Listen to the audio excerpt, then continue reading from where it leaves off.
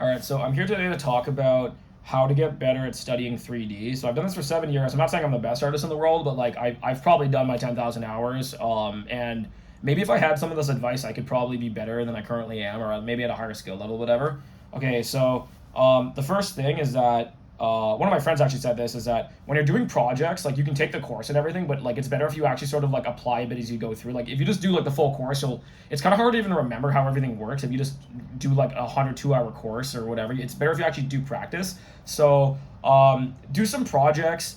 Do projects for your friends' music projects, even if they're not famous. You can even like take a song that you like and recreate a music video for it. Like just do a lot of projects because the projects will actually force you being like, okay, I need to do a character. How do we do characters? I need to do environment design. How do I do lighting? How do I do rendering? Like how do camera work? It'll actually force you to actually like learn all those nitty gritty skills so you can actually assemble the finished product. And then when it's done, you'll have a portfolio piece so you can actually show people because people are always gonna ask to see your work and like because they're just trying to evaluate how good you are and if they like your style and if you have technical skill. So start with that. Do a lot of projects.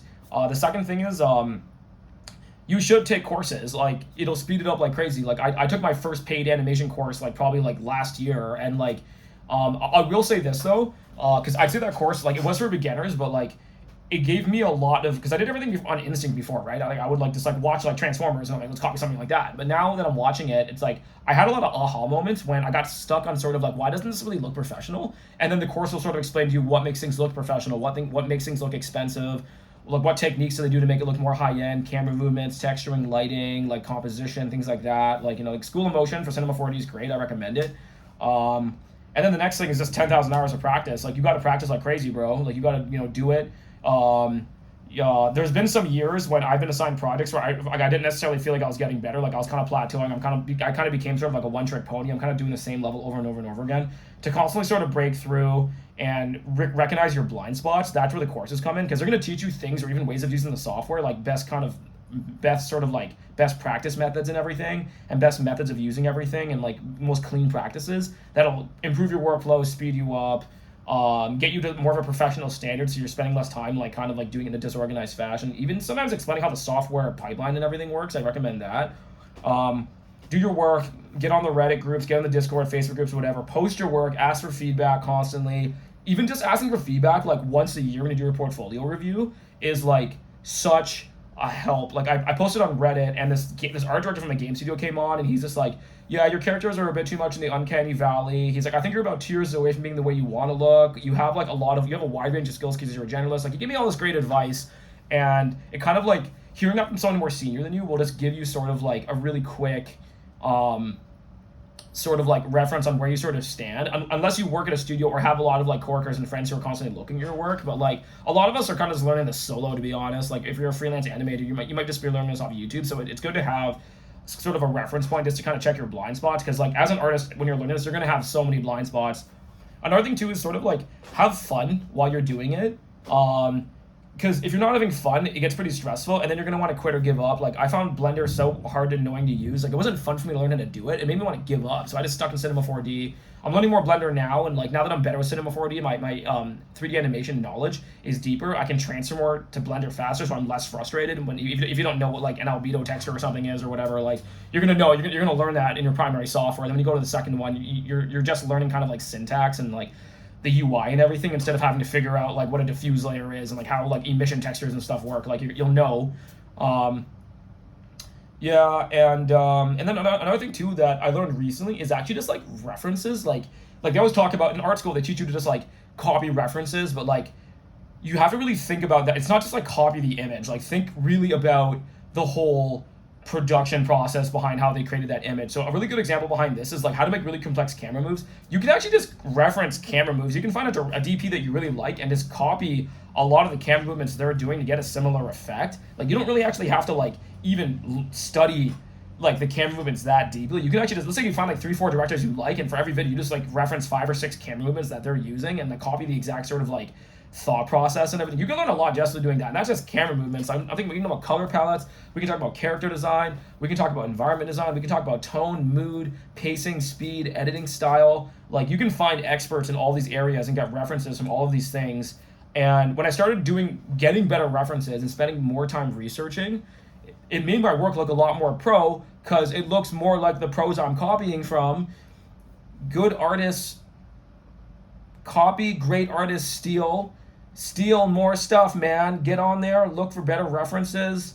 Like really, really dig. Like go watch Avatar or like a Ridley Scott film or like Mad Max and like take screenshots, like take videos, like really watch what they're doing scene by scene. Watch closely. Like some of the shots they're doing, like now that I've studied this deeper, I went to an animation film festival recently, and there was this the Chinese government sponsored the studio to do some crazy high level animation. They probably had 1,000 animators. It was so crazy and intense, and I appreciated it so much more now that I've taken courses to sort of understand and appreciate just like how hard it is to produce that type of stuff and the type of thought processes and the type of minds required, the type of thought processes you need to produce something that complicated. Because when most people watch that, it's like listening to a symphony where you don't understand music. It's just an overwhelming amount of data. You don't know what's going on, but it just sounds amazing, but you don't know why. When you really study animation deeper, you'll watch it and you'll appreciate the nuance and the details on how they made it look that good.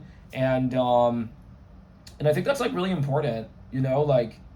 So yeah, these are some tips I have, in general, for just and for beginners, and just practice like crazy, and just try to find your weaknesses, try to find mentors, put in the hours, copy people that you really like. Sometimes like Avicii copied 1,000 tracks of other artists that were famous just to understand how they did it. Like that's how he makes pop tracks.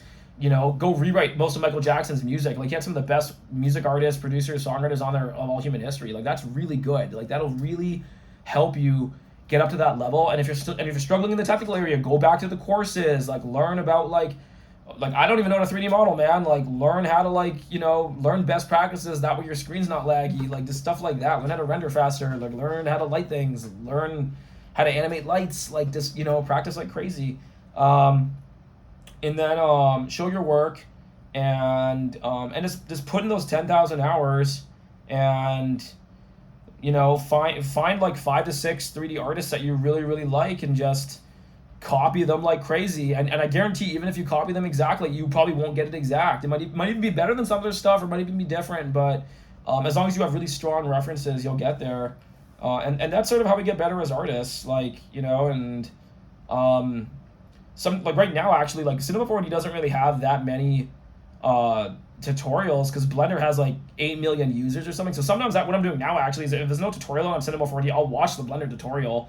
And the crazy thing about it is that the theory is completely the same. Like the syntax is different in Cinema 4D, but like let's make like a cave with like a dude standing in it with some cool lighting and like a volumetric light inside of that, and then let's I don't know, Octane scatter like a bunch of pillars behind it, and then have some like bugs crawling around. Like you can do that in any software. You can do that in Maya, 3ds Max. You can do that in like any software pretty much. It's just about how is he doing it in Blender? Because we're all using the same computers. It's not like he can magically throw a bunch of like super heavy polygon shapes inside of there that weigh the scene down like crazy. Like he's still doing it as lightweight as possible. He's still trying to make the software still function with sort of like a regular playback sort of speed.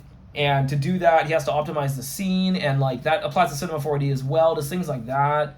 So learn some new software as well, like learn about Unreal. I'm trying to learn some Blender right now, like trying to understand Houdini, just to understand, like when I was learning X Particles, it made me understand why people use Houdini, because X Particles, like, it gets so complicated and there's so many menus to the point in time where it actually makes more sense if it's node-based out. You can actually see the entire thing on what you're doing, because what you're doing is you're running the data through all these nodes and effectors that are all in different areas. And then what X Particles does is it puts them in a menu, so you're just clicking instead of just scrolling through all like the parameters and everything you're doing. But at least it lays out all the options, because the problem with Houdini is that you kind of have to know what you're doing, because you kind of have to know what goes next. Like in X Particles, you can kind of just play with all the settings and it'll kind of like generate it for you. But like when it gets really complicated and you want to do like some like, I don't know, like a rhinoceros smashing into a wall and then transforming into a car and then evaporating into dust particles, you're probably going to want to do that in Houdini just to control all those parameters, right? Because there might be like, you might get up to like 150 parameters deep. And if you want to do that in X Particles, first of all, I don't think it'll work. It's probably like super inefficient. And because I guess whatever's communicating down to the machine code, it doesn't like that. It's too heavy. So Houdini will just lay it out in front of you. So like just learning other softwares will enable me to see more of how things actually work and understand sort of like more of what we're doing, which is we're putting our artistic ideas into the machine and we're programming the machine to sort of output us the pixels back. Like when I first started, like I didn't really understand how the stuff worked at all. Like, I felt like it was like I learned like Photoshop first, right? But when you get more into 3D, you start really understanding like how the actual machine language, and not that I know how to program, I still don't, probably shouldn't anyways, but start understanding more how that works. So that's sort of my advice for people learning cinema 4D, 3D art in general, even music maybe. Um, yeah. Okay. Well, yeah. Well, if you like that video, guys, like and subscribe. Thanks a lot.